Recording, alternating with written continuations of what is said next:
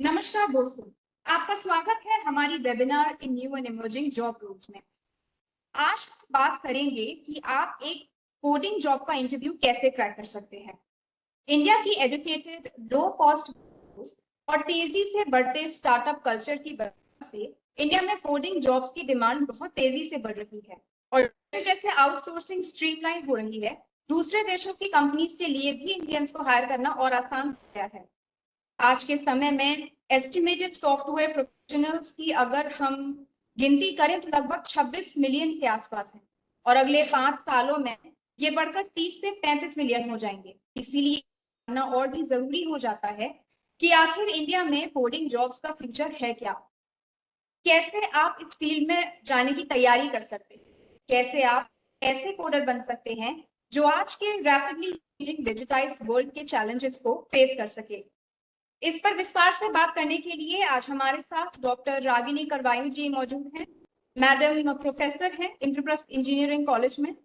अब मैं national institute for career services की director madam Mrs एमलता Gautam ji का स्वागत करती हूँ और मैडम से अनुरोध करती हूँ कि वो इस कार्यक्रम को आगे बढ़ाएं। Over to you madam. Thank you Akanksha. मैं इस वेबिनार पे रागिनी जी का स्वागत करती हूँ एंड मैं चाहूंगी कि जितने हमारे यंग प्रोफेशनल्स इस वेबिनार को ज्वाइन किए हुए हैं, सब लोग इस फील्ड को जरूर अच्छी तरह से समझे सुने, बिकॉज अगर ये आपने सीख लिया तो समझिए कि बहुत कुछ सीख सकते हैं, क्योंकि ये जो फील्ड है कोडिंग के एरिया में जो आज हम वेबिनार कर रहे हैं, ये बहुत इम्पोर्टेंट है और बहुत ही अपकमिंग फील्ड है। जैसा कि आकांक्षा ने बताया, ये फील्ड इतना ज्यादा है आज के डेट में पॉपुलर कि इसमें बहुत जॉब अपॉर्चुनिटीज है। आपने देखा होगा कि जो जॉब्स की नई नई चीजें आ गई हैं, हम सोचते थे कि कंप्यूटर आने के बाद बहुत लोग डरते थे कि जॉब्स चली जाएंगी, जॉब्स चली जाएंगी। ठीक है, ट्रेडिशनल जॉब जरूर हो सकता है कम न्यू, लेकिन उस फील्ड में नई नई जो जॉब्स निकली हैं उसी की जानकारी देने के लिए आज का ये वेबिनार है। आप इसको समझे और मुझे लगता है कि राजनीति का जो एक्सपीरियंस है वो आपको इस फील्ड में और स्ट्रेंथन करेगा, ताकि आप जो है हमारे जॉब सीकर हैं गाइड कर सकें, के बारे में उन्हें बता सके। Thank you everyone. I will join again because I am rushing for a meeting, so मैं दोबारा ज्वाइन करूंगी। तब तक आप रागनी जी, आपका स्वागत है। आप आगे बढ़ाएं। और आज हमारे कुछ ऑफिसर्स भी ज्वाइन किए हुए हैं। डॉक्टर आकिब जावेद हमारे ज्वाइंट डायरेक्टर, उन्होंने भी आज ज्वाइन किया है। वो समझेंगे किस तरह से हम आज ये कैरियर टॉक करते हैं। और जावेद जी, आप इस प्रोग्राम को सुने समझे, और जो हमारे यंग प्रोफेशनल हैं वो सब जुड़े हुए हैं, तो आप देखें कि किस तरह से ये प्रोग्राम चल रहा है। ठीक है, thank you everyone. I will join again. Okay, तो नमस्कार एंड धन्यवाद बहुत आप सबको मुझे इस लेक्चर के लिए इनवाइट करने के लिए। और मैंने काफ़ी सोचा टॉपिक के बारे में और मुझे ये लगा कि आजकल सॉफ्टवेयर प्रोफेशनल्स की बहुत ज़्यादा डिमांड है मार्केट में और बच्चे जानते भी हैं, उन्हें नॉलेज भी है, लेकिन वो टिप्स और ट्रिक्स जो होती हैं एक कोडिंग जॉब इंटरव्यू को क्रैक करने के लिए। So I have tried to collect all this information in today's talk and hope ये जो मेरी information है ये आप लोगों को, जो बच्चे कैरियर के लिए तैयारी कर रहे हैं अपने आगे कोडिंग इंटरव्यू के लिए, उनको हेल्प करे। तो today's as already discussed, आज का जो टॉपिक है वो है how to crack a coding interview. तो आपको अपनी तैयारी करनी है कोडिंग इंटरव्यू को क्रैक करने के लिए। जितने भी सॉफ्टवेयर प्रोफेशनल्स हैं, क्या होता था, जैसे फॉर एग्जांपल इन्फोसिस का ही हम एग्जांपल लें, एक टॉप कंपनी है इंडिया में। वो जब कैंपस इंटरव्यूज के लिए कॉलेज में आती थी तो उनके 2 राउंड होते थे, एक होता था इंग्लिश का और एक होता था एप्टीट्यूड का। उसमें वो लोग एप्टीट्यूड में और इंग्लिश सॉफ्ट स्किल्स जो राउंड होता है उसमें वो बच्चों को सिलेक्ट करते थे उससे टेस्ट से, एंड देन उनका फाइनल एचआर राउंड होता था। There was no coding round at that particular time in previous years. लेकिन अब पिछले 2 साल से इन्फोसिस भी कोडिंग इंटरव्यू के बिना कोई आगे वो प्रोसीड करते ही नहीं है। उनका फर्स्ट राउंड इसका होता है एप्टीट्यूड का, सेकंड राउंड कोडिंग इंटरव्यू होता है और फिर एचआर राउंड होता है। तो कोडिंग, अगर आपको सॉफ्टवेयर प्रोफेशनल जॉब लैंड करनी है, लेनी है, तो आपके लिए कोडिंग को इंटरव्यूज को क्रैक करना बहुत जरूरी है। और सबसे पहले तो हम ये बात करेंगे कि एक इंटरव्यू प्रोसेस होता क्या है जनरली सब। फिर भी we need to understand the fundamentals of an interviews, और हम इस इंटरव्यू को के में अपनी परफॉर्मेंस को कैसे एक्सीलेंट बना सकते हैं so that we get a very good job offer. तो कोडिंग इंटरव्यूज जो हैं they can be very comprehensive and notably challenging in nature, और उसके लिए आपको अच्छी कंपनीज के को इंटरव्यूज को क्रैक करने के लिए आपको बहुत ही हाई लेवल की तैयारी और नॉलेज की ज़रूरत होती है। प्रॉपर प्रैक्टिस और हार्ड वर्क के साथ ही आप अपने you will be able to display your skills to the interviewer, और अपने को हाईलाइट कर पाओगे so that among so many aspirants that are appearing simultaneously with you, आप सिलेक्ट हो सको। आपको अपने अंदर कुछ एक ऐसी चीज दिखानी पड़ेगी जो और बच्चों के पास नहीं है। तभी जब आप वो अपना एक इफेक्टिव, आप अपना एक पिक्यूलर कैरेक्टरिस्टिक, एक यूनिक कैरेक्टरिस्टिक आप अपनी दिखा पाओगे, चाहे किसी भी चीज में दिखाओ। हो सकता है वो आपके किसी सॉफ्ट स्किल से ज्यादा इम्प्रेस हो जाए या आपकी किसी इम्प्रेस हो, लेकिन आपको कुछ ना कुछ अपने अंदर एक ऐसी यूनिक कैरेक्टरिस्टिक डेवलप करनी पड़ेगी जिसकी वजह से कि आप जो है अलग से उभर कर आओ इंटरव्यू में, और आप अपने आप को उनके सामने प्रेजेंट कर सको। सबसे पहले तो you need to know about the interviewer process जो है पूरा, कि क्या क्या होता है। तो जो जनरल एक टिपिकल इंटरव्यू प्रोसेस होता है उसमें सबसे पहले तो रिज्यूमे स्क्रीनिंग होती है। उसके बाद फिर टेलीफोनिक और इन पर्सन इंटरव्यूज होते हैं। आपका जब रिज्यूमे सिलेक्ट हो जाता है तो they call you for an interview. अब वो इन पर्सन भी हो सकता है, रिमोट भी हो सकता है, ऑन टेलीफोन भी हो सकता है, या गूगल मीट और वेबएक्स, और there are several other options जिसके हेल्प से आपका इंटरव्यू लिया जा सकता है। उसके बाद जब आपका इंटरव्यू हो जाता है, it can be 5 to 6 rounds जो हैं आजकल इंटरव्यूज के होते हैं। अलग अलग टेक्निक्स में अलग अलग लेवल पर लोग इंटरव्यू लेते हैं, और फाइनली आप का जब इंटरव्यू के जो भी आपका रिजल्ट होता है, सिलेक्ट होते हैं आप, तो आपको जॉब ऑफर्स भेजे जाते हैं। तो जो ऑन साइट इंटरव्यू होता है वो जैसा मैंने बोला 5 से 6 राउंड तक का भी होता है, और वो आपका टेम्परामेंट और सब्जेक्ट नॉलेज को अच्छे से जज करने के लिए जो वो क्वेश्चंस पूछते हैं वो आपकी सब्जेक्ट नॉलेज और आपके टेम्परामेंट को जज करने के लिए ही होते हैं। सबसे पहले तो guidelines to clear a coding interview. सबसे पहले तो आप जो है जो जॉब ऑफर है उसको आप अच्छे से देखिए क्या डिस्क्रिप्शन है। वो डिस्क्रिप्शन के को जब आप अच्छे से पढ़ेंगे कि वो क्या मांग रहे हैं, what are the keywords that are listed in your the job listing, और अगर वो कीवर्ड्स आप यूज करके अपना रिज्यूमे डिजाइन करेंगे तो आप वो जो स्क्रीनिंग राउंड है उसमें आप सिलेक्ट हो सकते हैं। दे सर्च फॉर, कई बार तो ऑटोमेटिक सॉफ्टवेयर होते हैं जो आपके रिज्यूमेज को स्क्रीन करते हैं। बड़ी बड़ी कंपनीज में ये मैनुअल प्रोसेस नहीं होता।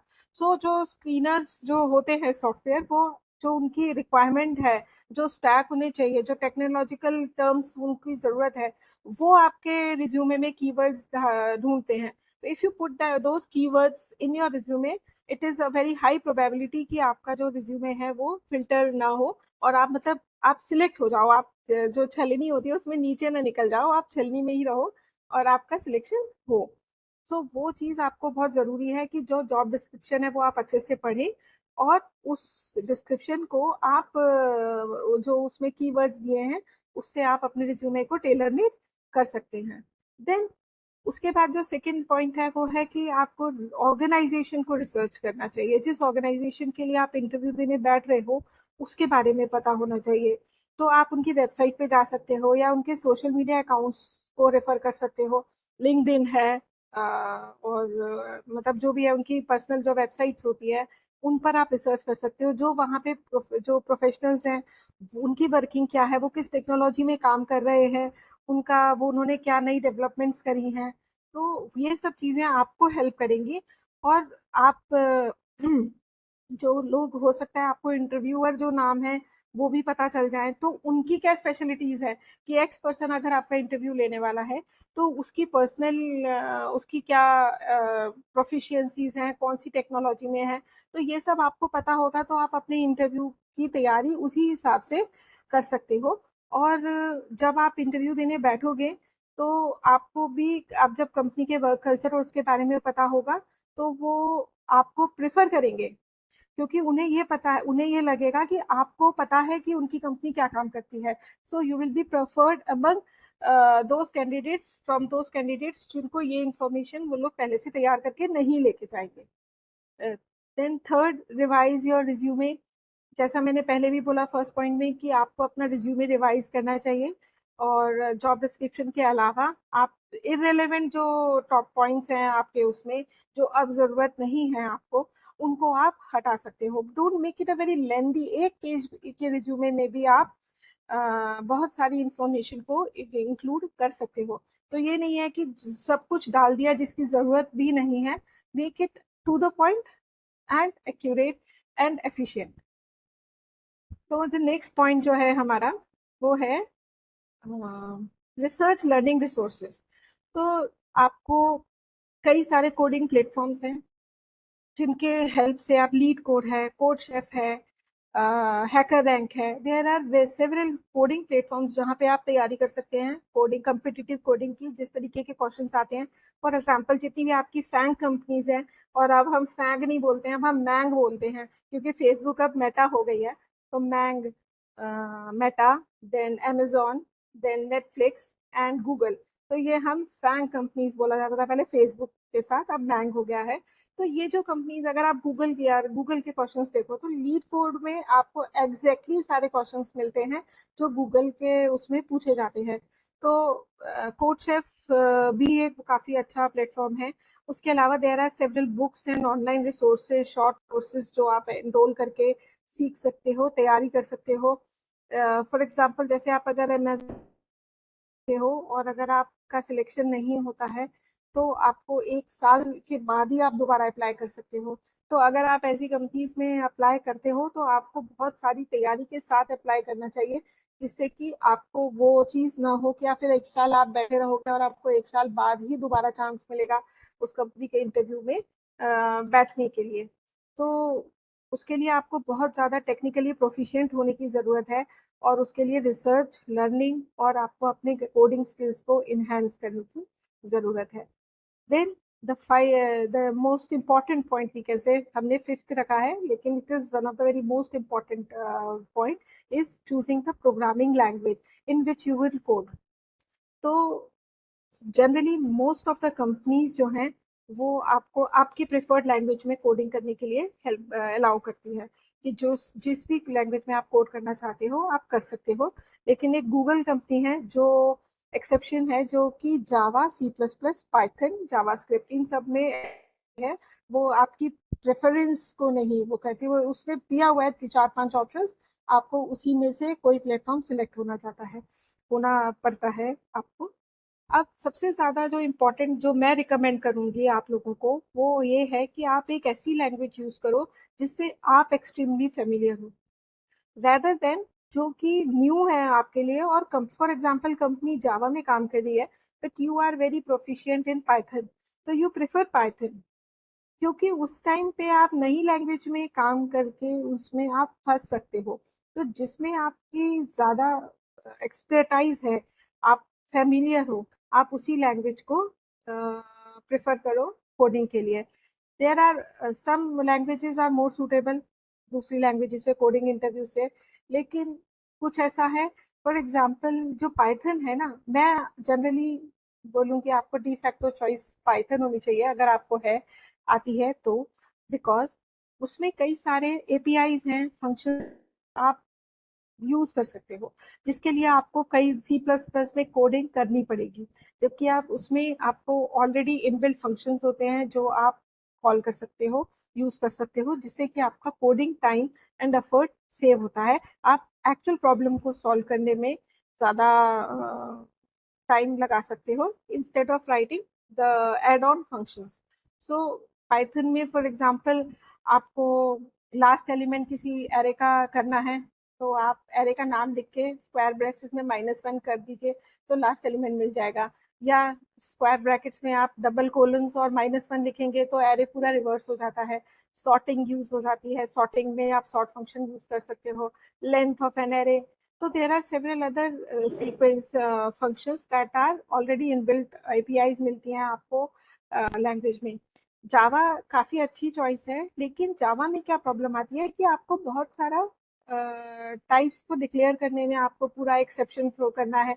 मतलब आप अगर भी लिखनी है तो भी आपको बहुत सारे वो लिखनी पड़ेंगी एक्सेप्शन के लिए और उसके लिए, तो उसमें कोडिंग वर्क ज्यादा होता है। तो इसीलिए, but if you are familiar with Java, आपको बहुत अच्छे से आती है, तो चूज जावा। C++ और जावा में बेसिकली यही है कि आपको कई बार ज़्यादा टाइम लगेगा लिखने में, तो वो time is important constraint in coding interviews. तो उसको ध्यान रखने के लिए ध्यान में रखकर आप अपनी कोडिंग लैंग्वेज सिलेक्ट कर सकते हैं।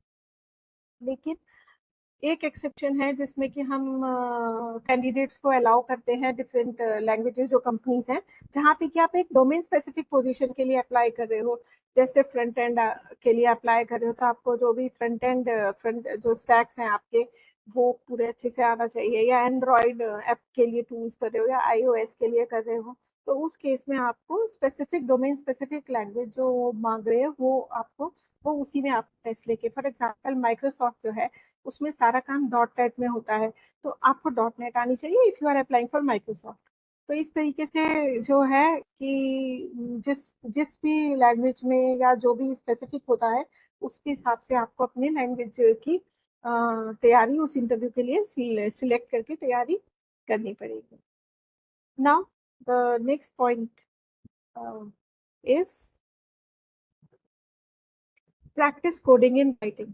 मतलब आप कोडिंग तो कर ही रहे हो, लेकिन आप राइटिंग में भी प्रैक्टिस करो कोडिंग की। मतलब पेन एंड पेपर पर प्रैक्टिस करो। पेन एंड पेपर पर प्रैक्टिस करने से आपको कोड जो है वो कन्वेंशनली अच्छे से याद हो जाता है। आप एल्गोरिथमिक पैटर्न्स जो हैं उनको रिकॉग्नाइज कर पाते हो, और आप अपना दिमाग आपका ट्रेन हो जाता है।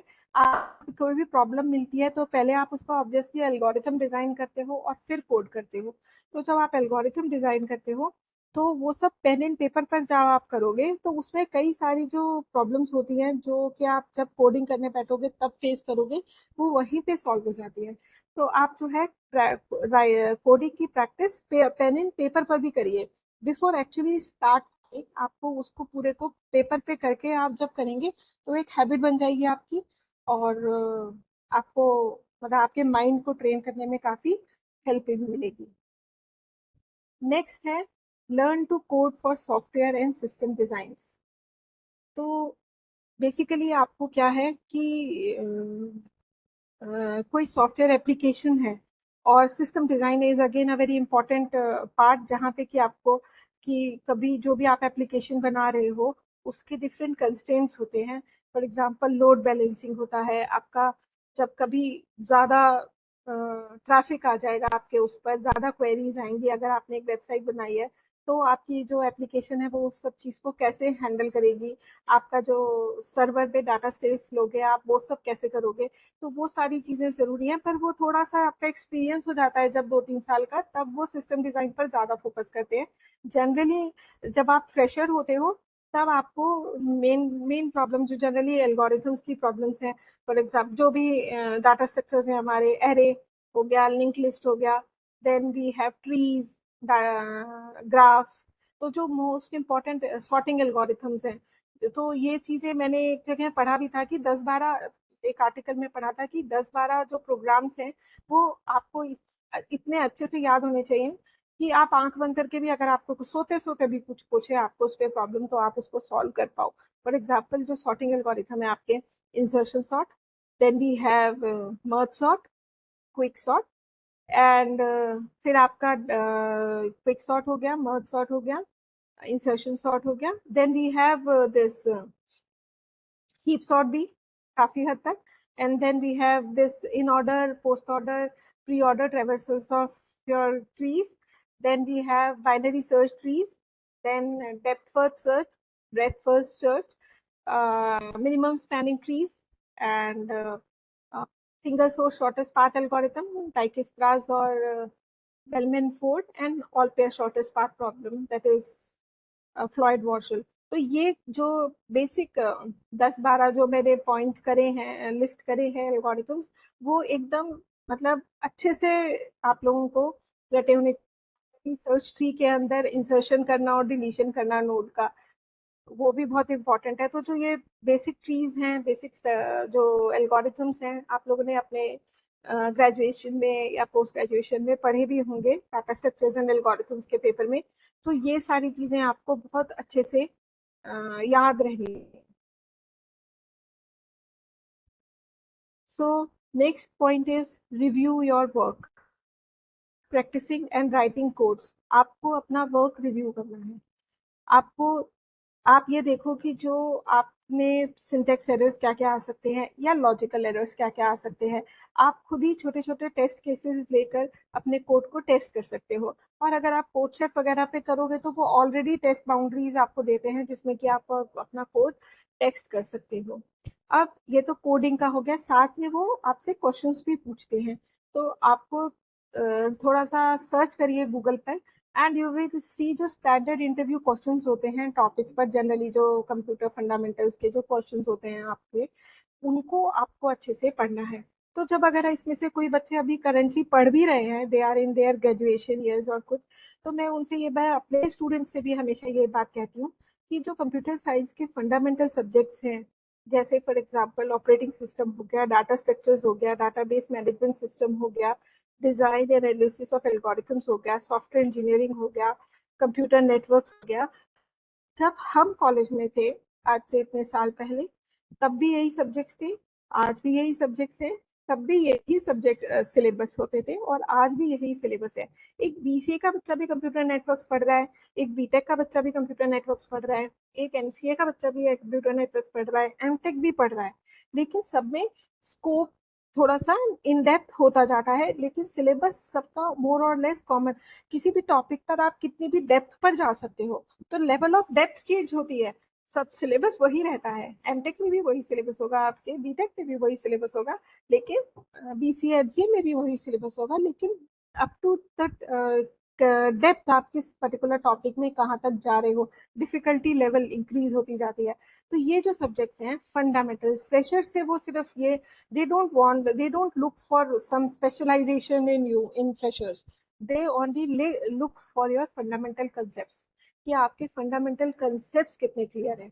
तो सबसे पहले तो आपको लैंग्वेज बोलने के लिए एबीसीडी है। आपको किसी लैंग्वेज की ग्रामर आप तभी पढ़ सकोगे जब आपको अल्फाबेट्स आते हैं। तो अल्फाबेट्स जब तक नहीं आएंगे आप उस लैंग्वेज को नहीं बोल पाओगे। सिमिलरली आप कोडिंग के लिए आपको कोई ना कोई लैंग्वेज आनी चाहिए। वो लैंग्वेज आज कुछ है, कल कुछ और होगी। हमारे टाइम में जब हमने पढ़ा था, हमने डाटा स्ट्रक्चर्स पास्कल में पढ़ा था। आज के बच्चे पास्कल सुने भी नहीं होंगे नाम। तो लैंग्वेजेस चेंज हो जाती हैं। कंप्यूटर की जो फील्ड है आपकी, वो इतनी फास्ट चेंजिंग फील्ड है कि अगर आपको अपनी जगह खड़े भी रहना है एक जगह पे, तो आपको कंटिन्यूअसली रन करना है।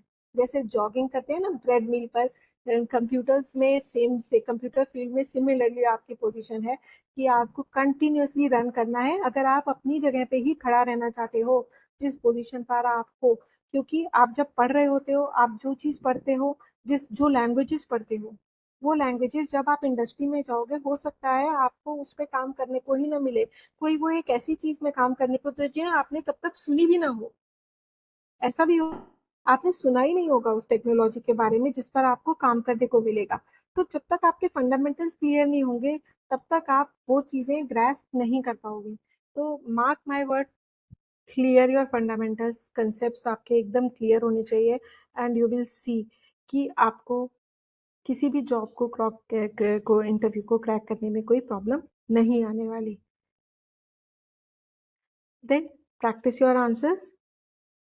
जो क्वेश्चंस आपने पूछे जाते हैं उनको प्रैक्टिस करो, देखो और साइट्स पर क्या क्या क्वेश्चंस होते हैं उनकी प्रैक्टिस करो, अपने रिस्पॉन्सेज को करो, मॉक इंटरव्यूज दो। Next point is mock interviews.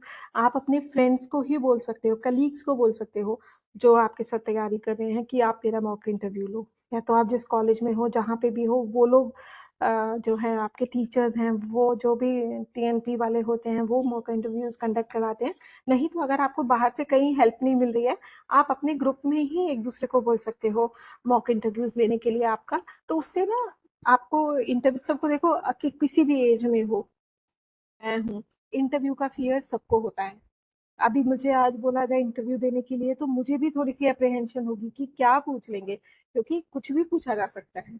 तो उस चीज के लिए आपको अपना जो कॉन्फिडेंस लेवल है उसको इंटैक्ट रखने के लिए प्रैक्टिस बहुत जरूरी है। तो मॉक इंटरव्यूज की प्रैक्टिस जरूर करिए and focus on listening. Coding interviews जो है वो एक्टिव लिसनिंग और अटेंशन की बहुत डिमांड रहती है कोडिंग इंटरव्यूज में, because they are interactive in nature. और आपको जब आप क्वेश्चन वो बता रहे हैं आपको प्रॉब्लम स्टेटमेंट, तो जब आप ध्यान से सुनोगे आपको प्रॉब्लम समझ में आएगी, तभी आप उसका सॉल्यूशन दे पाओगे। और अगर आप पहली बार में अच्छे से नहीं सुनोगे, यू विल आस्क क्वेश्चंस, फिर वो आपको बताएंगे, फिर अगर आपको नहीं क्लियर हुआ फिर से आप पूछोगे उनसे कुछ क्लियर करने के लिए प्रॉब्लम। भाई सॉल्यूशन तो आप तभी दे पाओगे ना जब आपको प्रॉब्लम समझ में आ रही है। तो प्रॉब्लम समझ में आने के लिए आपको वेरी कंसंट्रेशन से सुनने की जरूरत होती है। और एक्टिव लिसनिंग जो है वो एक हेल्दी रेपो भी बनाता है आपका इंटरव्यूअर के साथ। और क्योंकि वो क्योंकि एक कोडिंग इंटरव्यू, जो भी इंटरव्यूज होते हैं वो एक टू वे कम्युनिकेशन होता है। आप कुछ बोल रहे हो, दूसरा सुनता है, वो कुछ बोल रहा है, आप सुन रहे हो। तो एम्प्लॉयर्स जो हैं वो एक्टिव लिसनर्स को ज़्यादा प्रेफर करते हैं, बिकॉज एक ये पॉजिटिव प्रोफेशनल एथिक है कि आपने दूसरे की बात कितने उससे सुनी। एकदम क्वेश्चन सुनते ही कुछ बोलना मत शुरू कर दो, आप दूसरे की बात आपके अपना कम्युनिकेट करो इंटरव्यूअर को। कुछ भी डाउट है आपको, उसको अच्छे से उन्हें बताओ, पूछो उनसे कि क्या डाउट्स हैं आपके। और कुछ अगर कंफ्यूजन्स हैं तो क्लियर करो। तब तक आपको कोडिंग प्रॉब्लम्स पे, केस सिनेरियोज को समझने के लिए आपको हेल्प मिलेगी।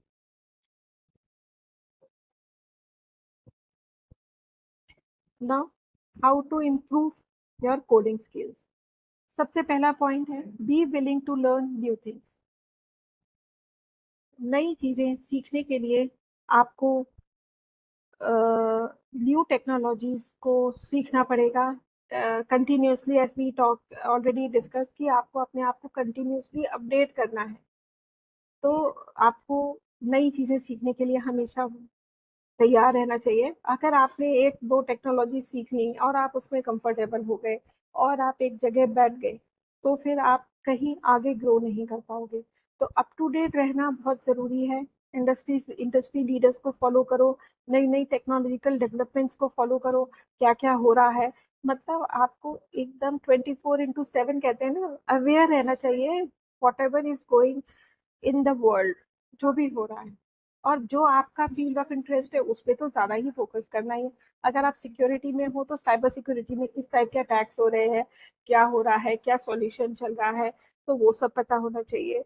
किसी आप ऐप डेवलपमेंट में तो किस टाइप की ऐप डेवलपमेंट्स हो रही हैं, कौन कौन सी नई टेक्नोलॉजीज आ रही है, क्या हो रहा है। तो उस तरीके से आपको अपने आप को कंटिन्यूसली नई चीज़ें सीखने के लिए हमेशा तैयार रहना चाहिए। देन ये मैं पहले भी बात कर चुके हैं हम, अंडरलाइन कंसेप्ट को ज्यादा समझने की कोशिश करो, स्पेसिफिक टूल को नहीं। तो आपको बेसिकली फाउंडेशन एकदम स्ट्रांग होनी चाहिए। कुछ लैंग्वेजेस हैं जो किसी स्पेसिफिक पर्पस के लिए यूज होती है। तो अगर आपको मतलब उस पर्टिकुलर टूल के लिए आप अप्लाई करते हो कहीं पे उस टेक्नोलॉजी के लिए, तो अगर आप उस पर्टिकुलर टूल में बहुत एक्सपर्ट हो जाते हो, एक जनरल को लेने के बजाय कई बार जिस कंपनी में स्पेसिफिक रिक्वायरमेंट होती है तो वो एक स्पेशलिस्ट को लेना ज़्यादा प्रेफर करते हैं। तो वो डिपेंड करता है कि आप आपने अपना फोकस किस तरफ रखा हुआ है, आपको किस फील्ड में जाना है, तो उस हिसाब से आपको PHP है, रूबी है, सी है, और इस तरीके से कई सारे अलग अलग you can become expert in these languages. तो वो आपके लिए एक एड ऑन, मतलब आप लैंग्वेजेस ज्यादा सीखो, लेकिन एक आपकी बिल्कुल एकदम ऐसा होना चाहिए कि बस अब मैं इसमें कुछ भी कर सकता हूँ टाइप की।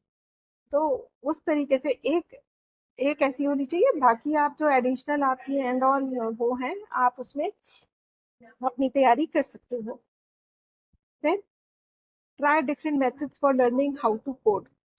डिफरेंट, एक ही तरीके से एक ही लॉजिक को सोच के एक ही तरीके से चलते रहना ज्यादा सही नहीं होता।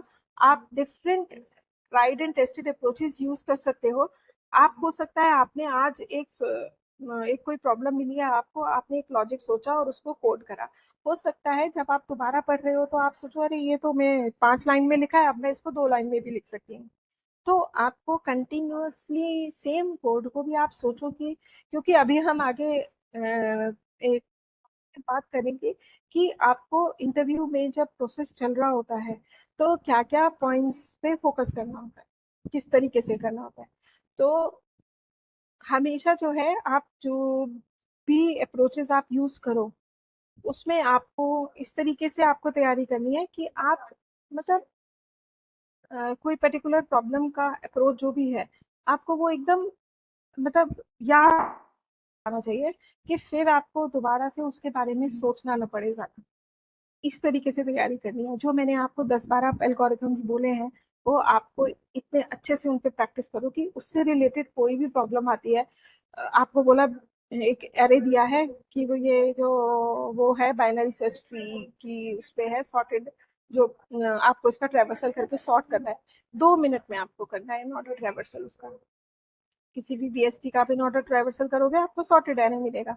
तो आप उस हिसाब से आप तैयारी करनी है आपको चीज़ों की, और इंक्रीमेंटल अप्रोच यूज करना चाहिए हमेशा फंडामेंटल्स को लर्न करने के लिए।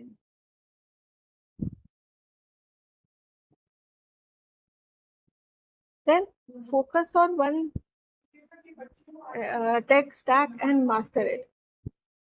पहले ये नहीं कि मैंने 2 दिन पाइथन पढ़ी, फिर मैंने जावा पढ़ी, फिर मैंने जावास्क्रिप्ट उठा ली, फिर मैं कल C++ पढ़ेंगे या मैं कुछ और लैंग्वेज .NET। एक टेक स्टैक उठाओ और उसको अच्छी से प्रैक्टिस करो, फिर कहीं आगे बढ़ो। तो उससे आपको एक एक्सपर्टाइज और स्पेशलाइजेशन डेवलप करने में हेल्प मिलेगी। Higher proficiency and experience working in a specific type of tech stack can also improve your job prospects and expedite your career progress। तो वो बहुत जरूरी है आपके लिए। कंपनी जो है वो हायर सैलरी विलिंगली पे करने को तैयार हैं एक्सपर्ट्स और स्पेशलिस्ट के लिए, जो किसी एक सर्टेन प्रोग्रामिंग टूल में एक्सपर्ट होंगे। तो आपको अपना कैरियर ऑप्शन गोल्स को उसी हिसाब से करना है। एक और बहुत अच्छा तरीका है अपने आप को एक्सपर्ट मतलब कोडिंग में इम्प्रूव करने का, वो है कि आप दूसरे डेवलपर्स के कोड को रिव्यू करो। मतलब जब आप जैसे आपको कोई बहुत अच्छा कोड दिख गया, आपने गिटहब पे देखा है या आपने कहीं और ढूंढा है, आप उस कोड को खुद खुद राइट खुद राइट करो। ठीक है, खुद कोड करो, एक बार पढ़ो और उसको कॉपी करो, लेकिन कोड करके करो। उसके कोड को जब आप कोड करोगे ना, जो जिससे दूसरे ने लिखा हुआ है उसको जब आप खुद कोड सेल्फ कोड करो, कॉपी पेस्ट मत करो, टाइप इन करो पूरा कोड। जब आप इस तरीके से करोगे तो साथ में समझोगे भी। अगर आप कंट्रोल भी यूज करोगे तो उससे आपको कुछ हेल्प नहीं मिलने वाली। ठीक है, तो वो चीज नहीं करनी है। आपको उसका लाइन बाय लाइन आपको उसके कोड को लिखना है, और जब आप लिखोगे मतलब की इन करोगे, तो आप एक एक चीज समझने की कोशिश करोगे लिखने की। और आप ये हो सकता है एक ही प्रॉब्लम अगर मैं 5 बच्चों को दूं करने के लिए सॉल्व, सब अलग अलग लॉजिक लगाएंगे उसको सॉल्व करने का, तो दूसरे के में आपको कुछ नई ट्रिप्स एंड ट्रिक्स मिलेंगी, और जिससे कि आप अपने आप को और ज्यादा इफेक्टिव बना सको। आप जो एक्सपर्ट्स हैं, यूजर्स हैं उस टेक्निक के, आप उनसे इंटरेक्ट कर सकते हो। फॉर एग्जांपल लिंक्डइन एक बहुत अच्छा प्लेटफॉर्म है आपको जो उसमें एक्सपर्ट्स मिलते हैं, आप उनसे गाइडेंस भी ले सकते हो। And there are so many people out there who are ready to help you.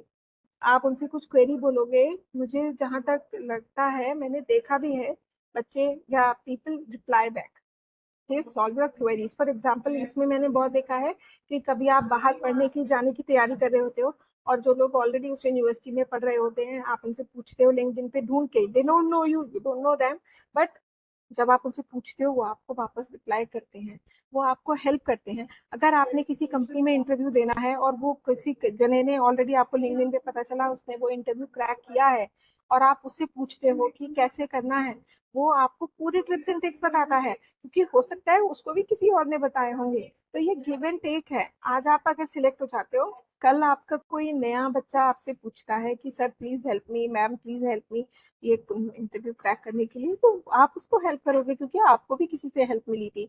तो ये गिव एंड टेक है। और जो आपके साथ अच्छा कर रहा है, आप आगे किसी और के साथ अच्छा करो। एंड जैसे कहते हैं, हमारा ये वर्ल्ड इज राउंड, तो what you give you always comes back to you. आप किसी को हेल्प करोगे, आपको कहीं से हेल्प मिलेगी।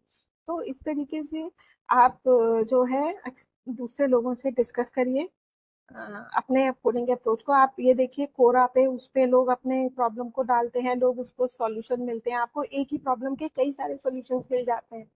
तो इस तरीके से you need to interact with people and practice continuously. Develop a habit of practicing new languages and coding tools outside of your work and professional responsibilities. अगर आप कहीं ऑलरेडी वर्क कर रहे हो और आप दूसरी जगह स्विच करना चाहते हो और उसके लिए आप तैयारी कर रहे हो, कम से कम आधा घंटा, 1 घंटा रोज आपको कोडिंग की प्रैक्टिस करनी पड़ेगी, क्योंकि जब थोड़ा सा लैक्स होता है, पीरियड आता है, आप वो चीज़ें भूल जाते हो, वो प्रैक्टिस नहीं रहती। जैसे स्पोर्ट्स में है, जो स्पोर्ट्समैन होते हैं वो कंटिन्यूअसली प्रैक्टिस करते हैं, डेली प्रैक्टिस करते हैं। उसी तरीके से कोडिंग के लिए भी आपको कंटिन्यूअस प्रैक्टिस करनी है। और अगर आप अभी, आपके पास कोई फुल टाइम जॉब नहीं है, तो you can spend more time. आप किसी भी कम्पिटिटिव कोडिंग प्लेटफॉर्म पे जाके डिफरेंट टाइप्स ऑफ प्रॉब्लम्स को सॉल्व कर सकते हैं, प्रैक्टिस कर सकते हैं। और तो जो बहुत एक्सपीरियंस कोडर्स भी होते हैं ना, वो भी इंश्योर करते हैं कि उनकी प्रैक्टिकल जो स्किल्स है वो स्ट्रॉन्ग और अपडेटेड रहे। Continuous practice is most important. Perform refactoring regularly. Refactoring का क्या मतलब है? इसका मतलब है कि आपने कोई आज से 2 साल पहले, 1 साल पहले, 6 महीने पहले कोई एक प्रॉब्लम सॉल्व करी थी जिसका कोड लिखा था। आप अपने ही उसको जाओ और उसको पढ़ो, और आपको लगेगा कि मैं इसको और बेहतर तरीके से सॉल्व कर सकता हूँ। कोई पुराना प्रोजेक्ट आप डेवलप किया है आपने, आपको सॉल्यूशन पता है, उस पूरा जो कोडिंग है उसको पूरे को हटा दो, rewrite the code again and solve the problem in a different and a more efficient manner. आप अगर आप यंग प्रोफेशनल हो, आपने ऐसे बहुत ज़्यादा प्रोजेक्ट्स पहले से नहीं बनाए हैं, तो आप क्या कर सकते हो, ओपन सोर्स प्लेटफॉर्म पे जा सकते हो, वहाँ पे आप कोड कॉपी कर सकते हो, उसको रीराइट कर सकते हो। Gate feedback from others. Obviously जब आप किसी उस पर काम कर रहे हो, अपना कोड है, आप किसी प्रोफेशनल एक्सपर्ट को भी दिखा सकते हो, उनसे फीडबैक ले से, एक्सपर्ट से, online members of coding group से। तो आप अपना लाइक माइंडेड प्रोफेशनल्स के साथ अपना जो काम है उसको शेयर करो, और they will definitely offer you improvements, tip and advices. Next हम बात करेंगे perfect practice makes one perfect. तो what are the tips and tricks? Don't keep on solving easy questions. एक बार एक इजी क्वेश्चन सॉल्व हो गया, कई बार क्या होता है, आपकी हैबिट हो जाती है, आप सेम टाइप के कई सारे क्वेश्चंस करने लग जाते हैं। तो आसान क्वेश्चंस, डिफिकल्टी लेवल बढ़ाओ। जब आप इजी क्वेश्चंस आसानी से कर रहे हो, इंक्रीज योर डिफिकल्टी लेवल।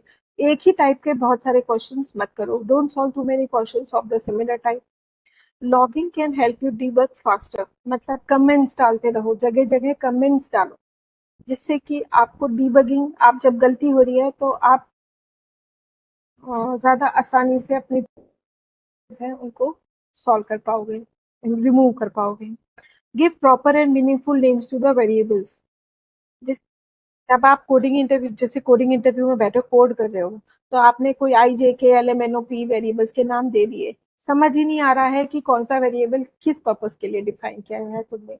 जो लूप्स के होते हैं, for i is equal to do while, वहां पे तो आई जे के चलता है, लेकिन आपके सम लेना है, काउंटर है, या आप और कर रहे हो, तो हमेशा एक मेक इट अ हैबिट कि आप proper and meaningful names variables को दो। क्योंकि अगर आप आगे भी देखो, अगर आप आज जिस कंपनी में काम कर रहे हो सकता है कल आप वहां से चले जाओ, और जो मेंटेनेंस बन है, जो आपका वो है, उस पर कोई दूसरा जना काम करेगा, आपको दूसरे का कोड, आप जहाँ जा रहे हो वहां पे ऑलरेडी कोई जना कोडिंग करके जा चुका है, आपको उसके कोड को समझना है। तो जितना प्रॉपरली रिटन कोड होगा, डॉक्यूमेंटेशन प्रॉपर होगा, उतना ही ज्यादा आसान होता है वो समझना। तो आपको habit to give proper and meaningful names to the variables. और जब आप प्रैक्टिस, तो टाइम लिमिट क्या है, क्योंकि वहां पे आपको 1 घंटे का टाइम मिल रहा है एक प्रॉब्लम को सॉल्व करने के लिए, या आधा घंटे का टाइम मिल रहा है एक प्रॉब्लम को सॉल्व करने के लिए, तो आपको टाइम लिमिट के अंदर सॉल्व करने की प्रैक्टिस शुरू से ही करनी चाहिए। These are several few tips जो कि आपको तैयारी करने के लिए, प्रैक्टिस करने के लिए आपको हेल्प करेंगी। और finally, practice practice and more practice. Practice, देखो वो कहते हैं ना, एक सेंस है, practice makes a man perfect. नहीं, perfect practice makes a man perfect. अगर आप गलत सॉल्यूशन की ही प्रैक्टिस करते जाओगे तो you will not get a good solution. तो आपको गुड मतलब प्रैक्टिस भी परफेक्ट होनी चाहिए। तो practice, perfect practice makes one perfect, हमेशा ये याद रखिए। Now phases of a coding interview. अभी तो आपकी तैयारी हो गई, अब आपको एक कंपनी से इंटरव्यू कॉल आ गया है, और अब आपको उसको फेस करना है, इंटरव्यू देना है। तो how to preparing, what are these are the different phases of a coding interview. The first one is preparing for a remote interview.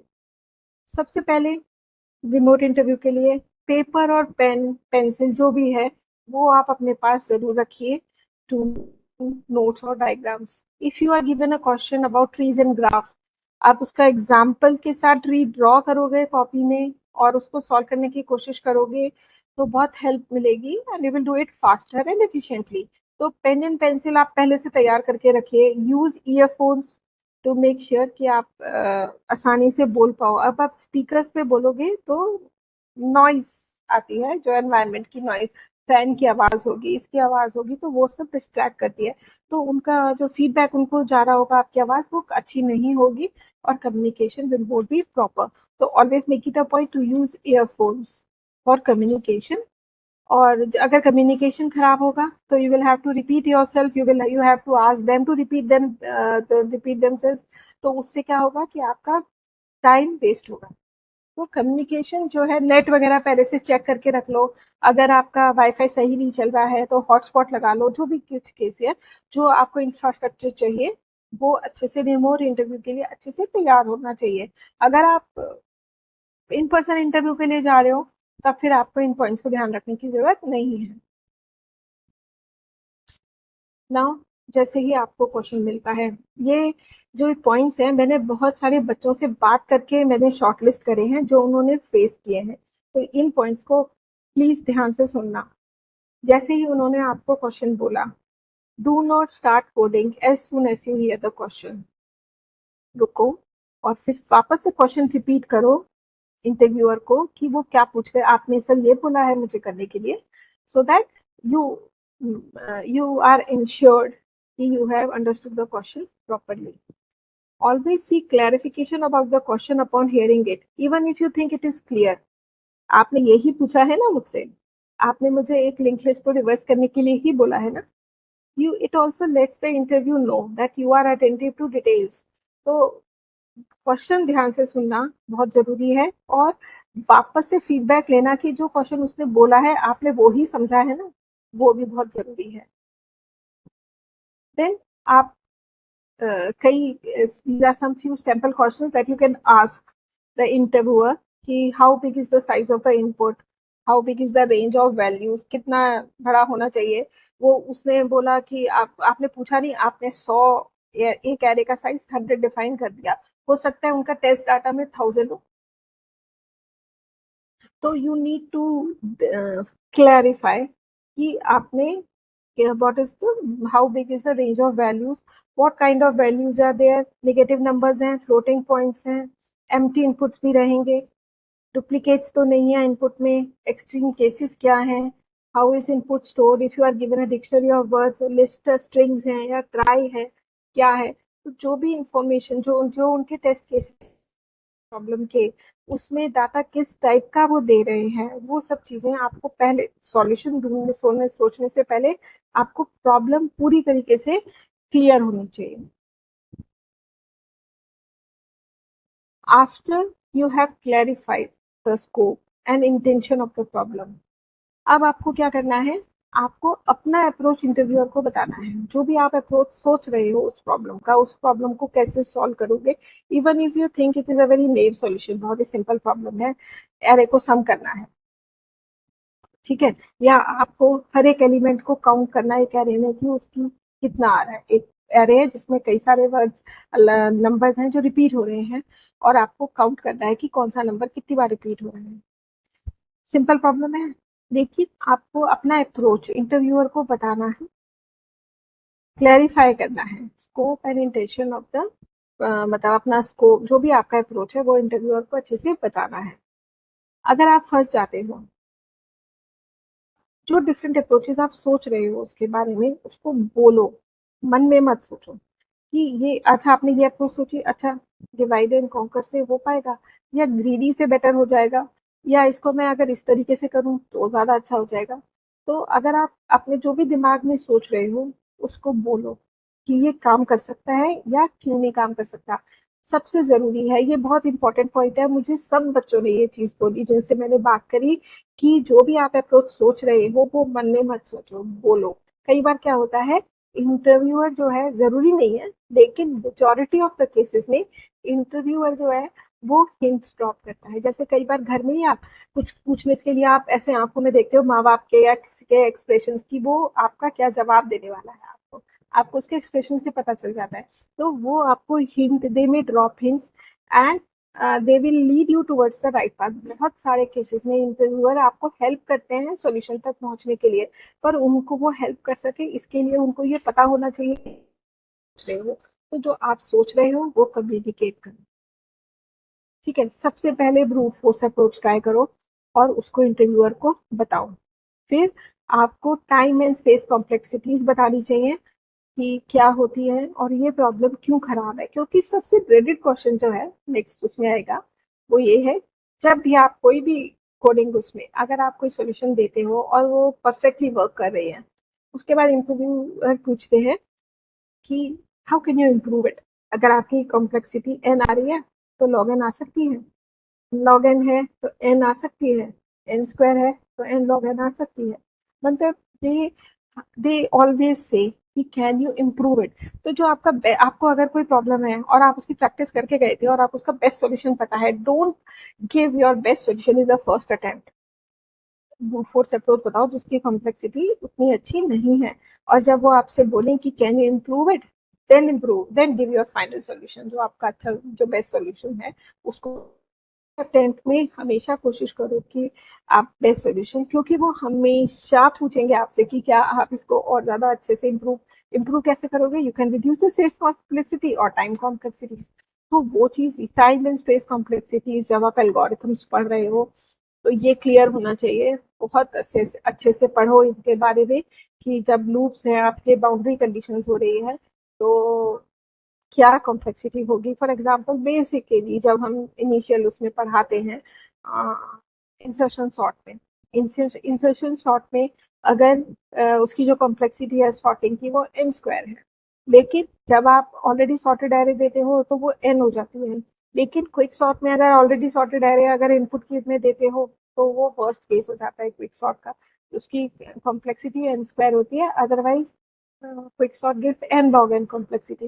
तो आपको मतलब इन सब कंसेप्ट्स का जो भी आप डाटा स्ट्रक्चर्स कॉमनली यूज होते हैं उन पर जो जो ऑपरेशंस हो रहे हैं, बाइनरी सर्च ट्री का इंसर्शन में कितनी कॉम्प्लेक्सिटी है, बेस्ट केस वर्स्ट केस जो भी कॉम्प्लेक्सिटी, वो सब आपको थियोरेटिकली कंसेप्ट्स आपके एकदम क्लियर होनी चाहिए, अच्छे से पढ़ाई करो, अच्छे से तैयारी करो इन सब चीज़ों की, तो you are sure to rock the interview. So, can we do better question? They are looking for more optimal approach. So start with a divide and conquer or brute force approach and then improve the efficiency. उसके बाद आप ये देखो कि आप same code को कई बार तो नहीं लिख रहे हो. अगर आप सेम कोड को कई बार लिख रहे हो तो आप उसका फंक्शन बनाओ और उसको रेफर करो. उसको बार बार रीराइट मत करो. या अगर आपने एक जगह एक एरे की कुछ वैल्यूज कंप्यूट करनी, जैसे आपको स्क्वायर्स कंप्यूट करें, आपने स्क्वायर्स कंप्यूट कर लिए, तो फिर उन्हें कहीं सेव करो सो दैट आपको दोबारा नहीं करना पड़े. अगर आपको वो चीज दोबारा रीयूज करनी है तो आप उसको रेफर करो, कंप्यूट मत करो. ठीक है. कोडिंग तभी स्टार्ट करो जब आप और आपका इंटरव्यू एक अप्रोच पे एग्री कर जाए और आपको उसने ग्रीन लाइट दे दी कि हाँ now you can start coding. उसके बाद कोडिंग स्टार्ट करो. उससे पहले अपनी अप्रोच को रिफाइन करो अच्छे से. उसे बताओ ये करना है, नहीं ये नहीं, इसको ऐसे कर सकते हैं. अच्छा, उसके बाद ही आपको कोडिंग स्टार्ट करना है. कोडिंग एकदम लास्ट, जितना आपका एल्गोरिथम एफिशिएंट होगा कोडिंग में आपको टाइम नहीं लगेगा. ना once you have finish the coding, जो भी प्रॉब्लम दी थी, एनालिसिस हो गया, डिजाइन हो गया, कोडिंग हो गई. आप जैसे ही कोडिंग खत्म करी वैसे ही मत इंटरव्यूअर को बोलो भाई आई हैव डन. नो. उसके बाद आप अपने कोड को रिव्यू करो, स्टार्ट फर्स्ट पॉइंट से लेकर लास्ट पॉइंट तक, और इश्यूज को फिक्स करो कि कोई इश्यूज तो नहीं है, कुछ प्रॉब्लम्स तो नहीं है उसमें, वो फिक्स करो. उसके बाद स्मॉल टेस्ट केसेस आप अपनी तरफ से बनाओ और उन्हें ऐसा सैंपल इनपुट देके उसको रन करो कोड पे. आप जब खुद ही टेस्ट केसेस बना के करते हो ना, इससे बहुत अच्छा इफेक्ट पड़ता है इंटरव्यूअर पे. वो उनका काम आप कर रहे हो, so they are very happy to see that कि आप खुद ही अपने प्रॉब्लम के टेस्ट केसेस जो हैं आप सोच रहे हो और आप इम्प्लीमेंट कर रहे हो. तो इससे क्या इंटरव्यूअर पे क्या इफेक्ट होता है कि you value quality coding. Restructure करो, रिपीटेड कोड्स को रीराइट मत करो, उसको रिफर करो, फंक्शंस डिफाइन करो, रिकरेंस जहां जहां यूज कर सकते हो रिकरेंस यूज करो. उससे कोड आपका साइज छोटा होगा आपका. और अपने टाइम और स्पेस कॉम्प्लेक्सिटीज कोड की उसको बताओ और उसको ये भी बताओ कि ये क्यों आ रहे हैं.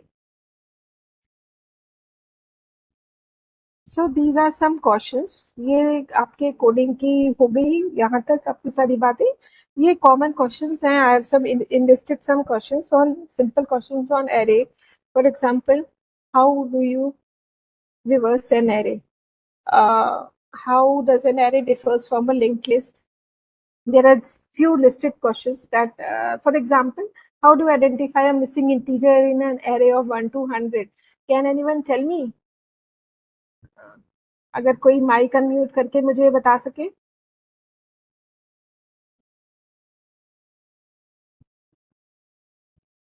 Hello. How will you, question क्या है? क्वेश्चन है how do you identify missing integer in an array of 1 to 100? Can anyone tell me the answer to this question? Very simple question.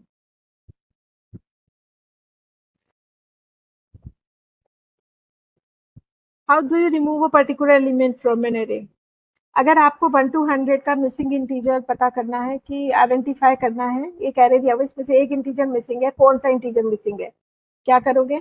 1 to 100 का समेशन करोगे N plus 1/2 की फॉर्मूले से, और आपने जो आपको गिवन एरे है उसको सम करोगे और जो डिफरेंस होगा वो जो मिसिंग इंटीजर की वैल्यू होगी.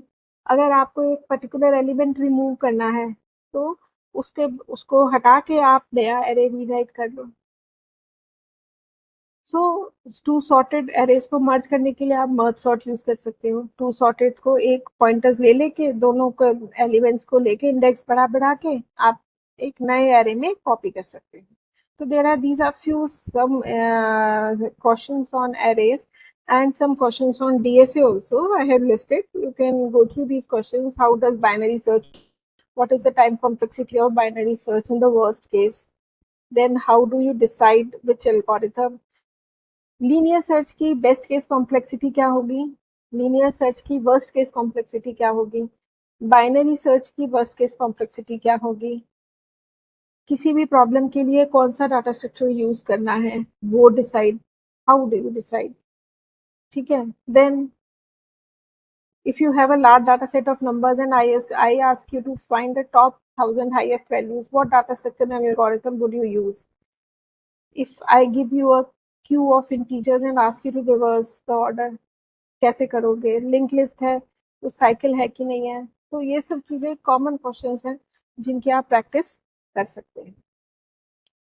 Finally these are the most common coding jobs that are available here, and I have also given you the national average salary for a respective position. For example, computer programmer gets approximate average 4,67,340 per year. Then we have network administrator, software developers, product manager, information. So there are few coding jobs listed here with their average salary, national average salary listed alongside. So this is all about this topic. Thank you. जी ma'am, एक common question ये रहता है कि अगर कोई fresher है और जस्ट कॉलेज पास आउट है तो वो कितनी सैलरी एक्सपेक्ट कर सकता है? ये मैं आपको बताऊं, ये ना उसके ऊपर डिपेंड करता है। एक सेम क्लास का बच्चा, एक बच्चे को 3.5 लाख का पैकेज मिल रहा है हमारे कॉलेज में, और उसी क्लास के एक बच्चे को 16 लाख का पैकेज मिल रहा है। सो ये उसके ऊपर on an average 5 to 6 lakh तो एक्सपेक्ट करना चाहिए ऑन एन एवरेज फ्रेशर को, लेकिन ये आपके उस पर है कि आपने अपने आप को कितना तैयार किया है इंटरव्यू के लिए, कितनी आप टेक्निकल स्किल्स को आपने तैयार किया है।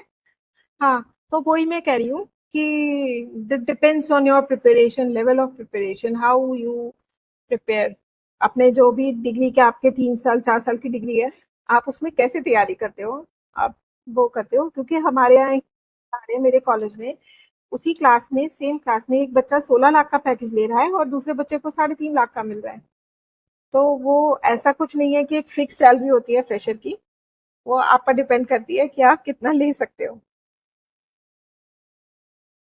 जी मैम, एक पार्टिसिपेंट है श्रीकांत, वो ये जानना चाहते हैं कि एआई के आने के बाद क्या कोडिंग जॉब्स में जॉब्स हो सकते हैं, और एआई को इस जॉब के प्रिपरेशन के लिए हम कैसे यूज कर सकते हैं? देखिए, क्यों आजकल पता है क्या हो रहा है, मोस्ट ऑफ द उसमें एआई का इतना एडवांस यूज होने से पहले भी जो कंपनीज में भी थे, उसमें भी क्या कर रहे थे लोग, गिटहब से आपको ओपन सोर्स मिलता है, वहां से आपको सोर्स मिलता है, आप उसको कॉपी करते हो। बहुत सारी जगह कंट्रोल सी कंट्रोल भी, कॉपी पेस्ट चल रहा था। लेकिन अब विद एआई तो मतलब आपको कोड लिखा लिखा मिल ही रहा है। तो आप इस तरीके, आप मतलब आप अपने आप को इस तरीके से, you need to prepare yourself कि आप एआई को यूज करके उस एप्लीकेशन को डिजाइन, आप अपनी लर्निंग में भी एआई को लेकर आओ, और आप एआई को यूज करके देखिए, जो फंडामेंटल्स वो है रिक्वायरमेंट, वो ही रहेंगी। जैसा मैंने बोला, 30 साल पहले भी मैं यही सब कर रही थी, अब भी सिलेबस चेंज नहीं हो रहे हैं, तो फंडामेंटल रिक्वायरमेंट्स चेंज नहीं होंगी। फंडामेंटल जो है, आपको आपको डाटा स्ट्रक्चर इम्प्लीमेंट करना है कोई, तो वो उसी तरीके से ही होगा, चाहे आप आज उसे किसी भी लैंग्वेज में कर रहे हो, किसी भी टूल को यूज करके कर रहे हो, बेसिक इम्प्लीमेंटेशन चेंज नहीं होता।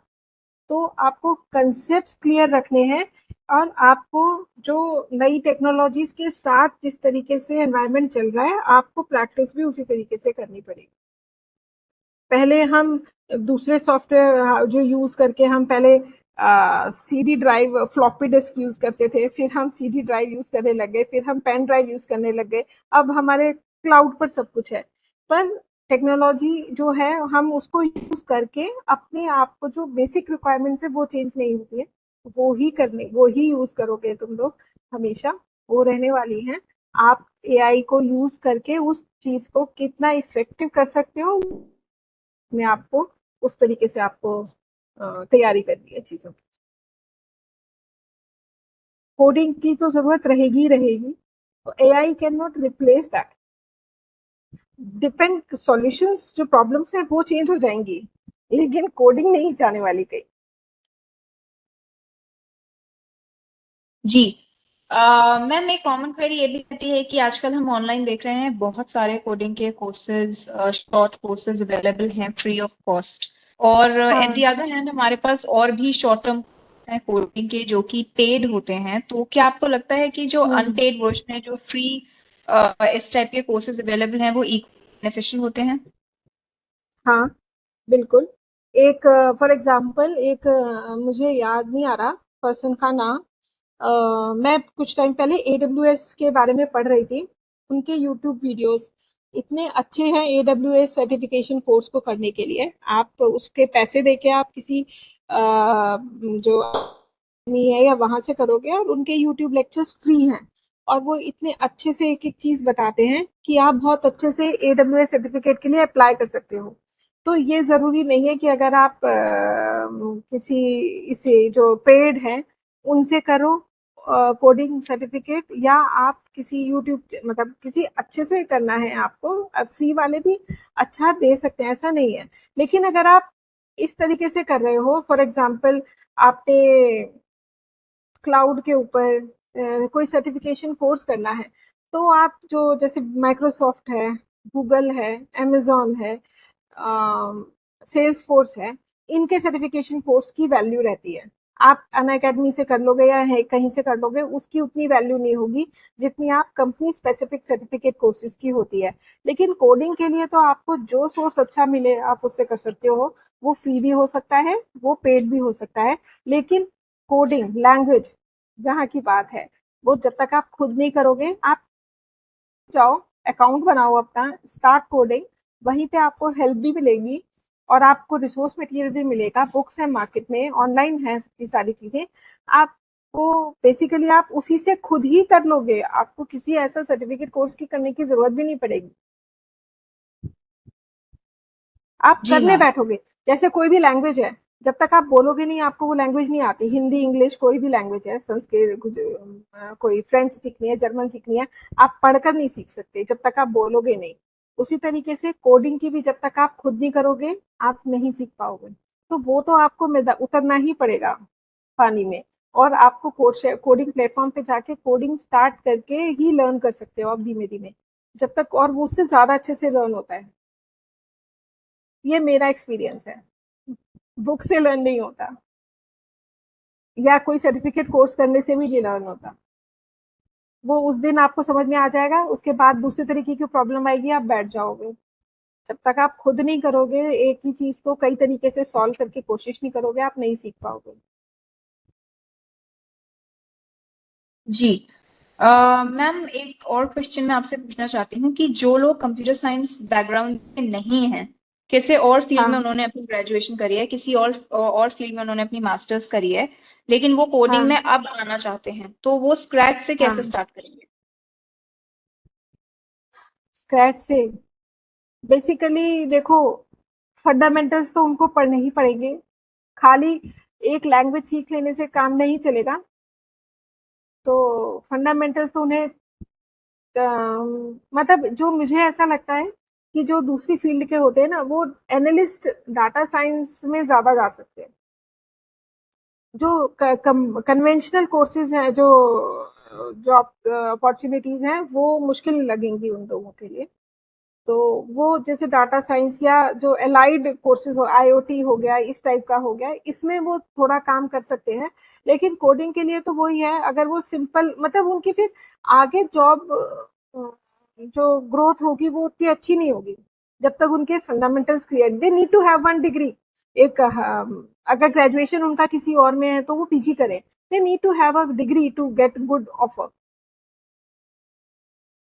एक पोस्ट ग्रेजुएट डिग्री, वो अपनी मास्टर्स कोई एक 1.5 साल का कोई मास्टर्स कोर्स करें, लेकिन उन्हें एक प्रोफेशनल डिग्री सॉफ्टवेयर उसके अंदर तो चाहिए ही पड़ेगी, मेरे हिसाब से, व्हाट आई थिंक। जी। मैम क्वेश्चंस तो हमारे पास इतने ही थे। हाँ। थैंक यू सो मच, जितनी भी क्वेरीज हमारे रिजॉल्व करी। और आपका सेशन बहुत ही इंसाइटफुल था ma'am, and I am sure जितने भी लोगों ने ज्वाइन किया है उनको बहुत ही बेनिफिशियल लगा होगा और उनको एक होलिस्टिक ओवरव्यू मिल गया होगा कोडिंग की फील्ड के बारे में, कैसे क्रैक कर सकते हैं इसके बारे में। एंड आई एम श्योर कि ये हम आगे भी नॉलेज वो लोग आगे भी फॉरवर्ड करेंगे। Thank you so much ma'am, आपने अपना टाइम दिया और थैंक यू बहुत सर, ही मुझे भी इंटरेस्टिंग और अच्छा लगा इंगेजिंग। बात करके। जी। मैं सारे पार्टिसिपेंट्स को भी थैंक यू बोलना चाहती हूँ, आप लोगों ने ये सेशन ज्वाइन किया और इसे सक्सेसफुल बनाया। थैंक यू सो मच, अपना समय दिया। Thanks a lot. Okay, thank you.